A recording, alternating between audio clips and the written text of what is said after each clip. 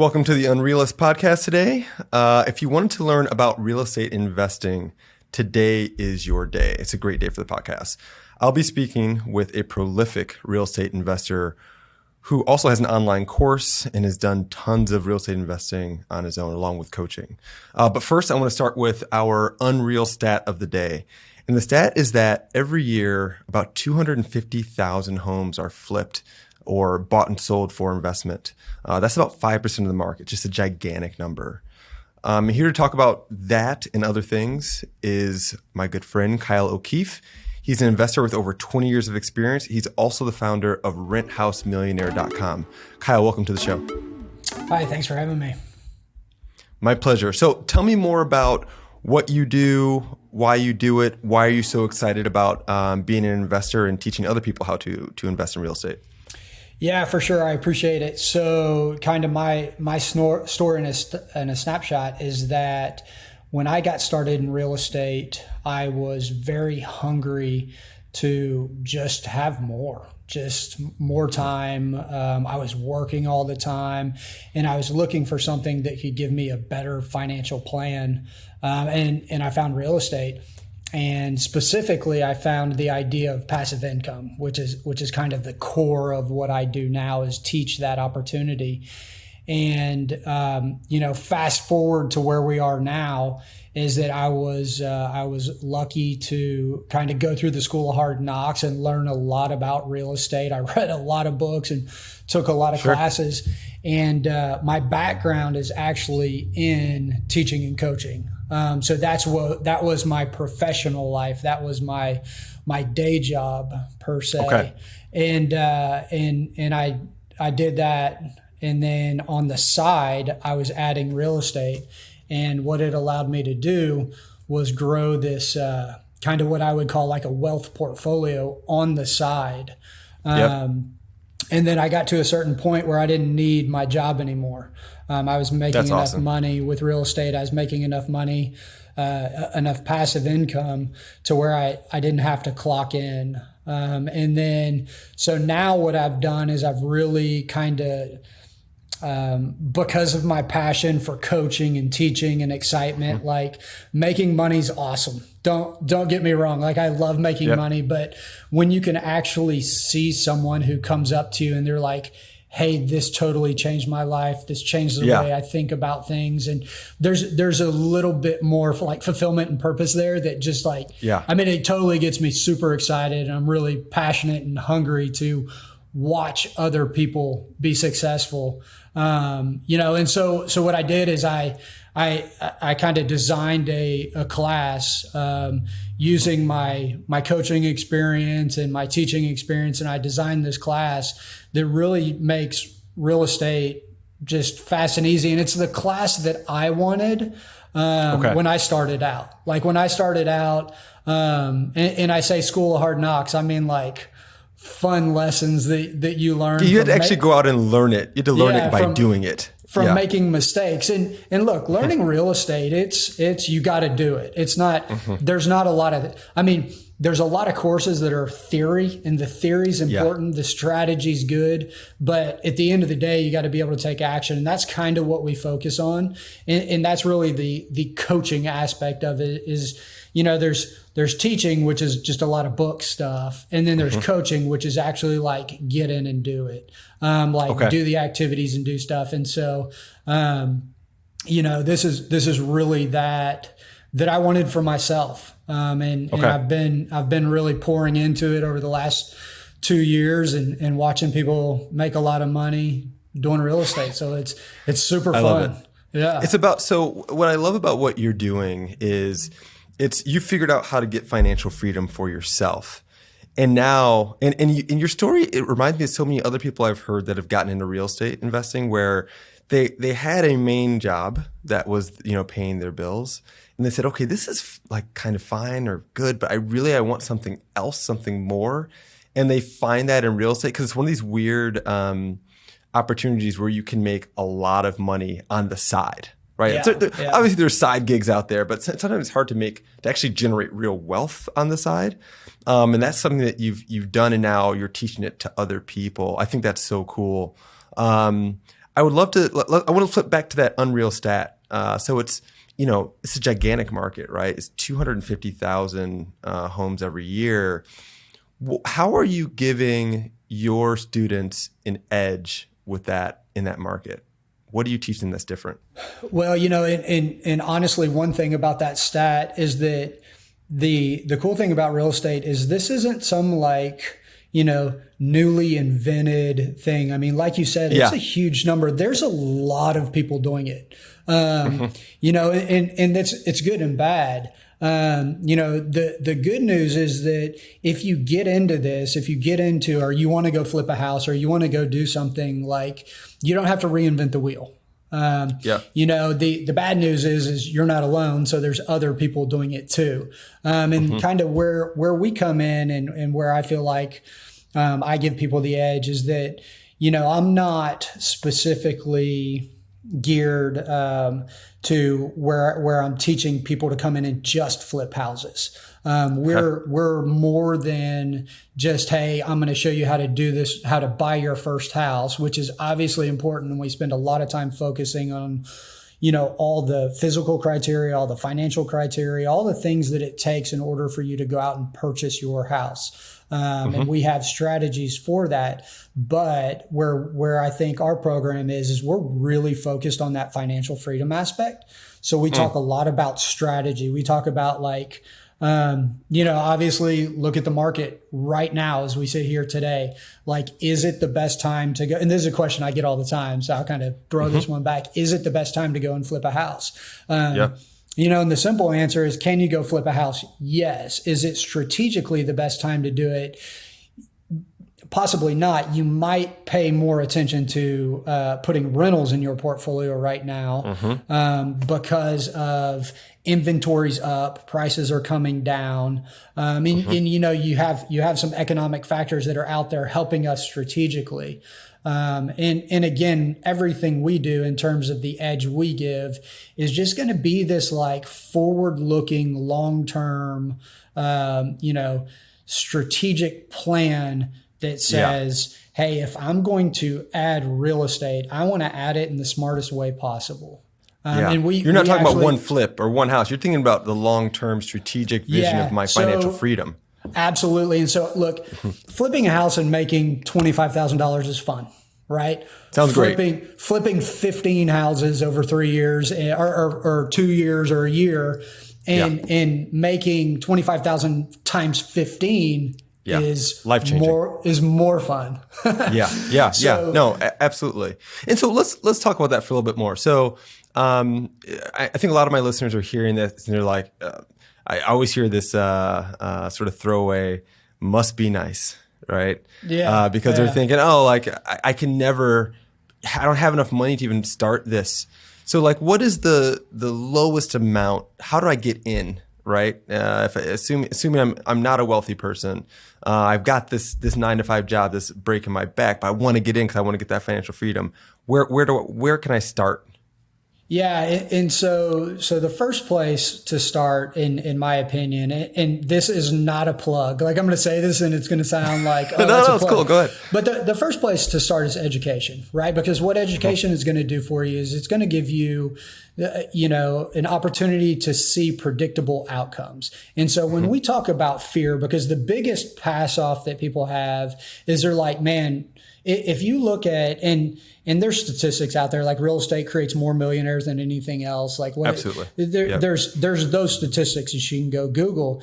But if that's the case, then why, like you said, why wouldn't more people do it? Why is there that pass off? And for me, the simple answer is just fear. People don't know what that next step is. They don't know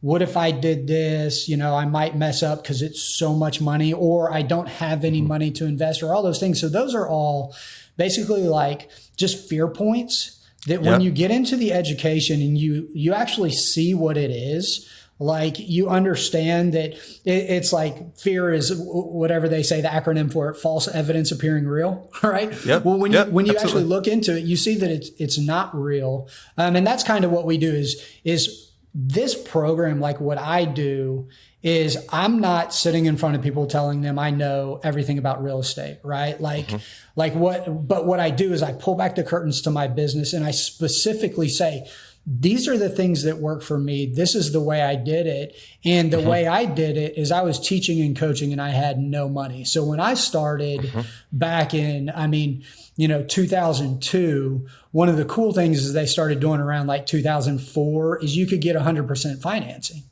So I would go in with an 80-20 mortgage, right? Or a 90-10. And there's still lots of programs out there where you can go in and get 95.5s on the mortgage and things like that. But I started to build my portfolio based on going in with like 30-year fixed, just in my own name, and just adding one deal at a time with no money down. So when you talk about like what's the bare minimum, for me, it was zero, right? But you had to put in the work, you had to educate yourself, although you educated yourself by doing it.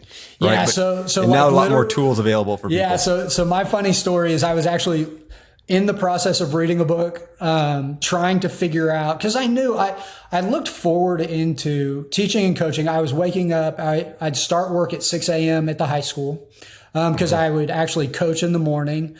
And then I would get out of school teaching and I would turn around and I'd go coach club soccer in the evenings until 9 p.m. So I'd get home at like 9:30 or 10. And so I was working from 6 till 10. I'd eat dinner at 10 o'clock at night. And then I'd wake up at 5 and go do it all over again. And then I was coaching on the weekends. And so I was able to look forward and I just realized like, I can't do this the rest of my life. So it's not like I had extra time laying around. I didn't have extra money laying around, right? Teachers don't make a lot of money. But I had a W-2 income, so I was bankable. And then essentially I just went out and I bought a house. I was reading a book. My wife came in and she goes, "Hey, our neighbors are selling their house." And I like tossed the book over my shoulder. I ran out the front door and I got like really close to them. I'm like, "Hey, I want your house. I want your house." And they're like, hold on. Yeah. Because I'd been reading about rentals. And I thought their house would be a perfect rental. And I negotiated it and bought it on the spot. And that was my first deal. But it was the fact that I had read about, hey, a rental can do this for you. And that deal, it made me $360 a month of passive income. I put a renter in it within like 3 weeks. And it made me an extra $360 per month and I didn't have to do anything. And when I mean like I didn't do anything, I mean like I had shifted my income away from the time requirement being on me to be there to the asset of the house earning the income. Right. And it's a little funny because I was next door. So my tenants would see me, but they didn't want to see me. And that's kind of the beauty of real estate is that when you're renting a house and when you flip it, it's gone forever. So it's not like you really kind of see them or mess with that anymore. The asset has earned you money and you made money and specifically you made cash, right? But on the rental side, your tenant, you can't go sit on the couch at your tenant's house. Right. The rules and laws around this. Yeah, you're legally like not allowed to. So the cool thing that it does is it kind of gives you that time back. And I looked forward and I was hunting for time.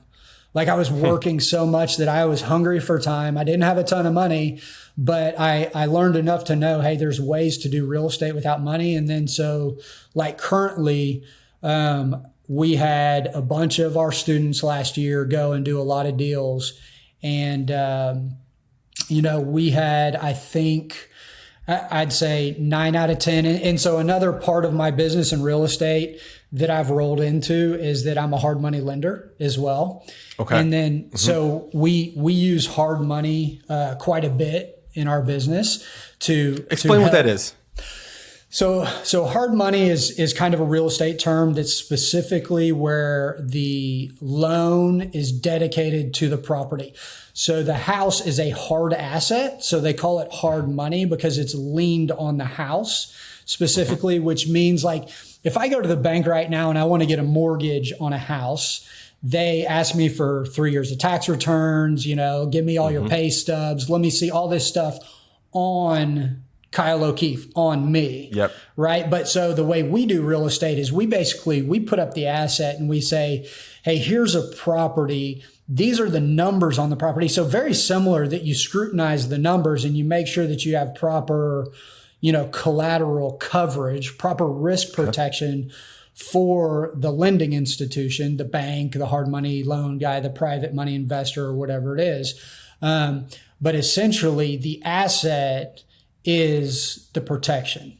On a mortgage, like a 30-year fixed mortgage, my job is the protection. So they want to see my W-2. They want to prove that I can pay that. But so what we do is we kind of detach the borrower from, and it's commercial loan. We kind of get into. So I have an LLC. You're giving a loan to an LLC. We get into these business loans because it's dedicated specifically to the property. Now there's still some scrutiny on me because I've got to be, a good steward of the money. I've got to be, essentially able to receive the money. So they still look at me a little bit on a hard money loan. Yeah. But the majority of it is looked at on the hard asset itself.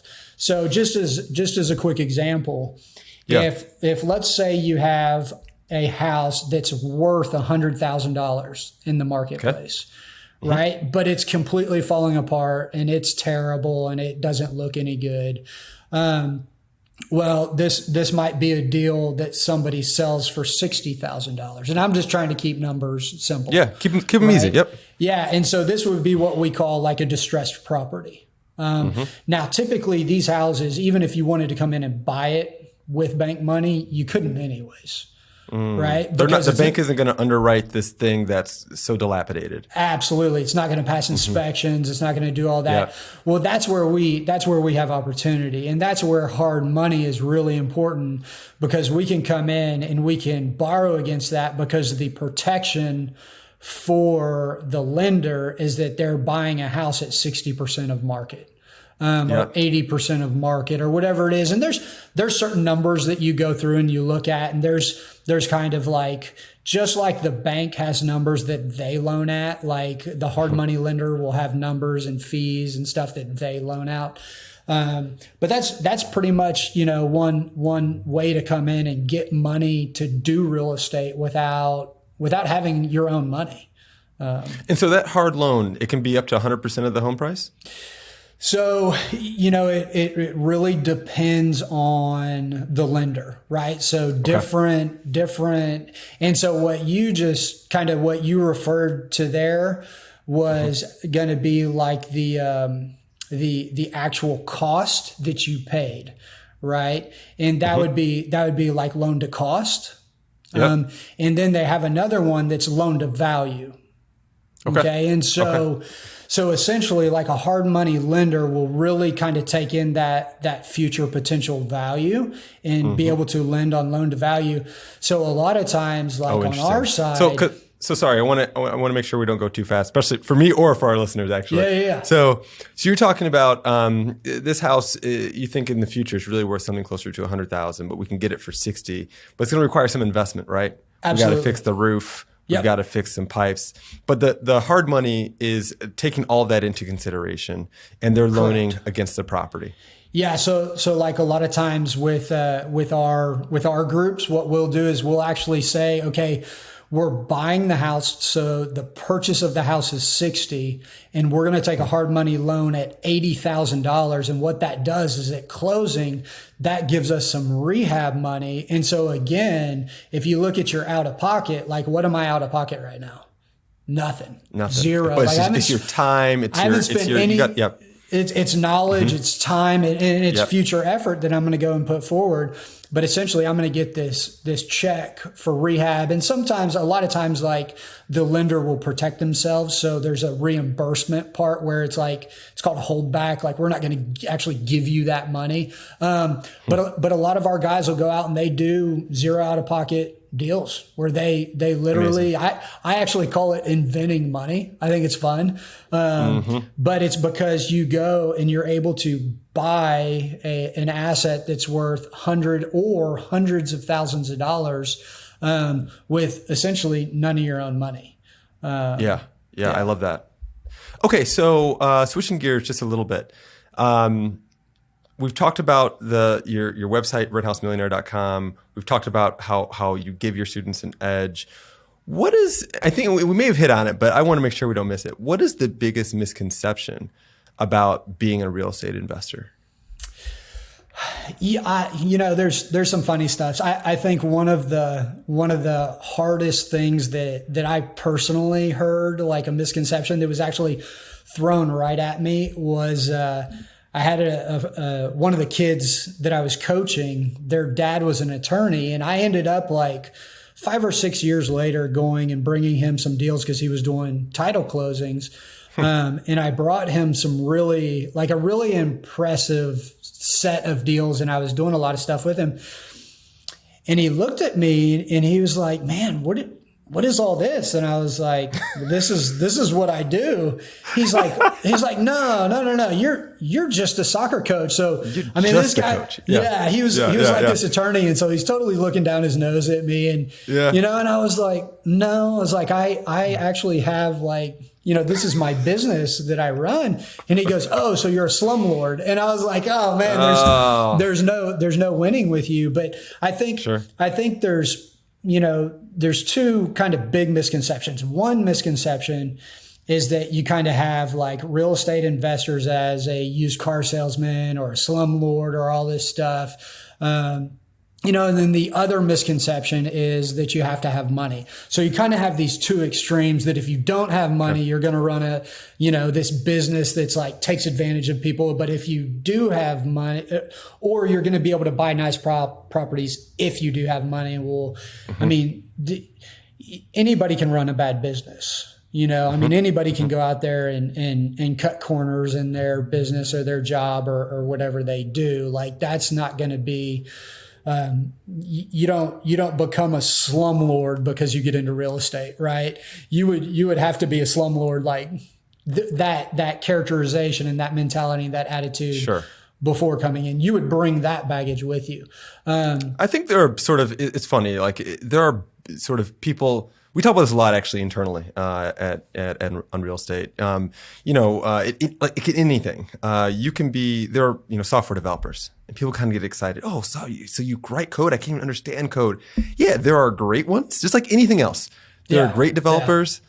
There are kind of average developers, and there are like really bad ones, and we've seen them all, right? For people that are buying and investing in real estate, there are people that are good people, and they bring that to the table. There are people that just aren't good people. They don't want the best for everyone involved. Maybe they kind of want to be a quote unquote slumlord and get the most out of it and not take care of somebody. Like, good and bad in every single field. I would never run into it thinking like, oh, because somebody is buying and renting a property, they have to be the worst of the worst, right? Like, so it's funny you say that. Yeah, no, and I mean, sometimes on that misconception side is you get this idea of having a lack of compassion. It's like, hey, they're late on rent because of all these factors. And so it's your business. Like ultimately, if you have a kind of a personal wealth portfolio that's full of rentals, like you're going to decide how you want to deal with that. From my side, like we try to work with all of our people. We have kind of a philosophy, what we call good. And it's basically, it's a result-based theory that says if you do good, you'll get good results. And then there's bad. If you do bad, you're going to get bad results. And we would in our business prefer good results. So we always try to do good. There's also the idea that if you have limited finances, there's only so much that you can do. Like if you don't have money to go fix the leaky toilet, then you're the slumlord. Yeah. You know, and that's where people run into needing to really stage their business in an effective way to where they're smart about how they go into it, because maintenance is a real part of it. You know, so people have to be aware of that. And you might jump into real estate and be like, hey, I'm going to go and do all this stuff. And you just got to make sure that you're checking every box. That's what gets really important. That's part of what you teach, is having a budget for, I would assume there's an annual budget for what I should expect on maintenance for, say, a duplex versus a single family home or an apartment building, et cetera, right? Yeah. And then, so just a little distinction. So my course specifically, we don't do any multifamily. So we specifically only do single family residence, like detached properties. And we talk a lot about why. We're actually very strategic on why we do that. Now I do have, and I won't go into it, you know, too far, but we do have like 3 learning phases within the class. And as you get into the last one, which would be phase 3, you start to talk about additional avenues in real estate, which would be, you know, other things like multifamily, land development, car wash, you know, other passive income vehicles, and very cool apartments and stuff like that. So, okay, awesome. Okay, so lastly, I know that you've used our platform before. Why is using a flat fee platform important to you as an investor versus going to a traditional, you know, real estate agent where you pay the full, you know, sort of 6%? Yeah, so absolutely. So I will preface this by the fact that I have previously had a Texas real estate license. So I have operated as a real estate agent on both the commercial side and the residential side. And so the hard part for me, and I'll just be open and candid. I mean, do your thing. I love real estate agents. Real estate agents play a huge part in our business, right? But there's certain aspects to a real estate, the way real estate agents, the way they operate, that if I have a seller's rep, let's say I've bought a house, I've rehabbed it, I've got it ready, and I'm going to list it. Okay. And I go to a real estate agent and I get, you know, one of my real estate agents, and I work with multiple agents. They're, again, let me emphasize, they're a massive part of your team. Like for me, they're very important to my business. But if I go to them to list the property, essentially they are legally bound to represent me. Okay. Which means that they're not allowed to represent buyers. Okay. So they can't even or if talk. they do, they have to do like and maybe this is different in Texas, but you have to do sort of a disclosure form. And you do. And then a lot of times, like they'll have to actually bring in somebody from their office. And so there's this intermediary position that they can hold. There's obvious conflicts of interest that come up. Correct. And honestly, it costs me more money. I mean, that's at the end of the day, my business is about generating profit if I'm flipping a house, if I'm listing a house. You know, I want to go in and I want to maximize that profit. And there's variables that I can control as I go into that. My costs, like there's a saying that says that's what it costs. Well, that's true, but almost everything in real estate is negotiable. And you can go out and shop. Like a toilet at Home Depot might cost more than a toilet at Lowe's or vice versa. Sure. And you can go out, and that's the beauty of competition, is you go out and shop. But by using a flat fee broker, I can go in and I can save, you know, a substantial part of the fee, which makes my deal more profitable. And so, I mean, it's funny. It's like you ask the question, well, why would you use, you know, a flat fee broker? And as a real estate investor, why on earth wouldn't you? That's really the better question. Yeah. You know, it's funny. Like, you know, we see this a lot. We have, it used to be about 40% before we started doing buyers as well. It used to be about 40% of our business was investors. Yeah. And then all of a sudden we built this buy side. So that started growing very quickly. But it always sort of blew my mind whenever I met an investor that didn't use a flat. I don't care if it was us or somebody else. Like, I was like, why are you giving up? Because it's hitting your IRR, right? It's hitting your actual bottom line return.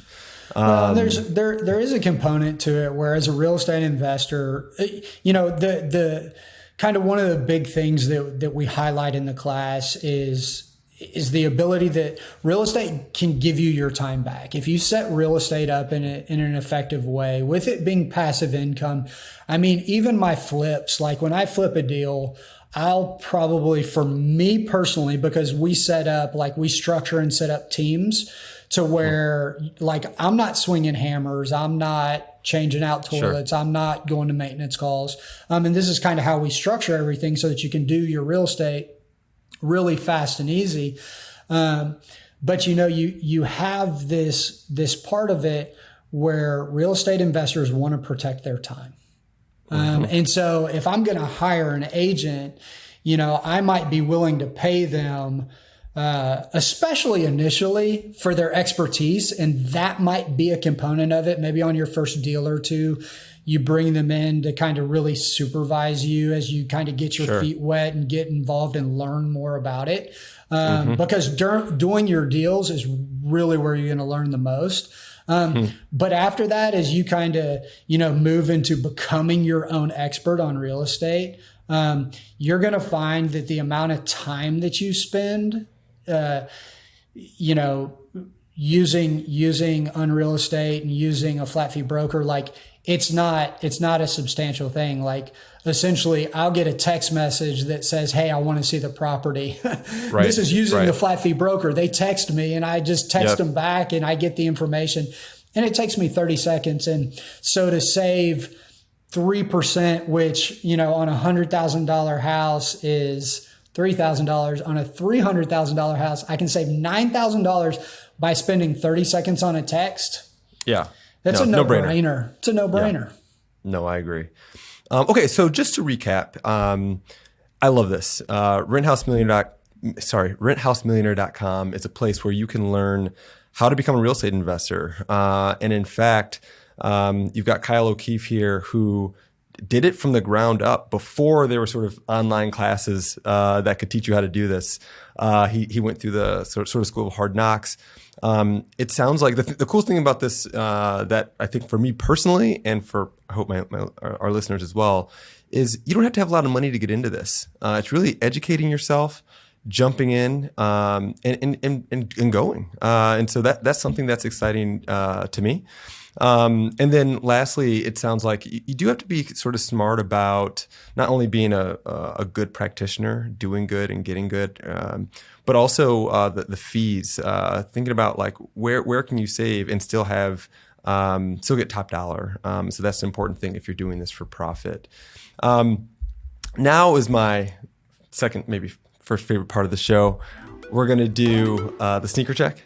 I'm gonna go first. Are you ready for this? Yeah. Okay. All right. Cool. So today, all right. I'm in a pair of Yohji Yamamoto's. They're Y3s by Adidas. These I think I've had longer than when we started this company. So I hardly ever wear them.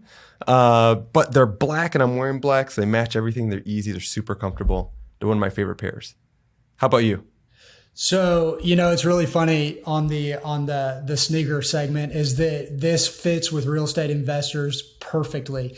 Like I get a lot of, like, I wear t-shirts and shorts like every day. In fact, one of my New Year's resolutions was to wear shorts every day of the year. And so, so that's freedom, right? Man, I've just got some Nike running shoes. Okay. But I wear them every day. And so I've got a closet full of sneakers. I actually don't own a suit, and I think I have maybe one pair of dress shoes. I love it. And so, but of course I'm in Texas, so I got a pair of boots too. So who needs dress shoes? But yeah, no, I'm in sneakers every day. So I love the sneaker check. Awesome. Yeah, I find that what you said is exactly right. All the real estate people I meet, it's like part of the freedom is like, yeah, I did that, 60, 80 hour a week grind. And somebody was kind of dictating to me that I had to show up in a certain uniform. Yeah. And now my uniform is that, I want to wear whatever I want. And for most people I know, it's like comfortable walking around sneakers, whatever it is. So it's funny you say that. Yeah, absolutely. All right. So anything else you want to talk about? This is your time now. Yeah, no, and I really appreciate the opportunity to be here. The biggest thing I'd say is that real estate, it's really kind of a lifestyle that you get to. And if you thought about like, I remember when I was younger, I went on vacation and I looked around and we went on a cruise, which was maybe not the best idea. And I love cruises. But we went on vacation and I looked around and it was like, I was younger and I remember thinking to myself, I'm like, man, it's all old people. And then on the cruise, they have excursions that you pay for. And we went on like the zip line and the dolphin tour. And it's all these amazing experiences, just in wonderful things that you can go out in life and see and do. And I remember thinking to myself, I'm like, look at there's so many old people here. Then we went on the excursions and no one was there. The excursions were empty because they were. And again, there's lots of people. My mom, she went on it with us and she was older, but just you get to a point where, maybe your mobility's not there. But my Sure. thought process is like creating because why do you have a job? You have a job in order to make money, right? And a lot of people will couple their job with wanting to do good stuff. Which is awesome as well. And that's a huge part of what we do because we can turn around and we can help people because we're financially capable to go out and do that. We have the time to go and help people. We have the time to volunteer. I get to show up in school and be a part of my kids' lives and pick them up from school. I get to, when my kids have like a tennis tournament or something, I get to go to the tournament without asking for PTO, without telling my boss. Right. I don't have to get extra time off, and so just the ability to understand and short circuit that idea that your job is designed to make you money. And there's other ways to make money that might help you to accomplish some things. Like going out and seeing what's out there in the world. And we've had some great experiences with my family where it's allowed me to go out and pour into my kids. We took our kids out of school, and we did a 6-month travel vacation with them. And the entire time we were gone, I had rent hitting my bank account. I didn't ask for time off. Sure. I didn't quit my job. But what we did is we actually went to their teachers and said, hey, what are y'all studying this next semester? And we turned around and we went there. Like one of them was the Ellis Island in New York. Instead of reading it in a book, we went. We took them up and we did the lesson and we did a whole project on it and sent it back to the teacher. And so there's just cool other things in life that I think that financial freedom and time freedom, like there's opportunity out there and you can do this in such an easy way. And it's not like I didn't know you could do it in an easy way when I started, but we've kind of like designed it into this like step-by-step process where you're just literally checking boxes. And then you're adding and growing wealth that's yours. It's not the company that you work for. It's not your bosses. It's not, the owner of, it's your deal.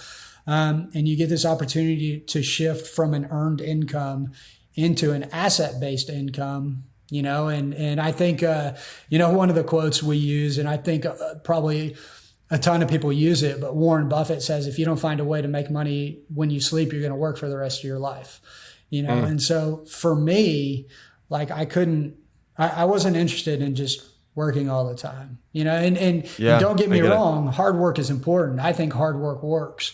But I would rather work hard and work smart than just clock in every day. And that's just me personally. So No, I'm with you. And I understand this. I get what you're saying, this idea that, you can work all those years too.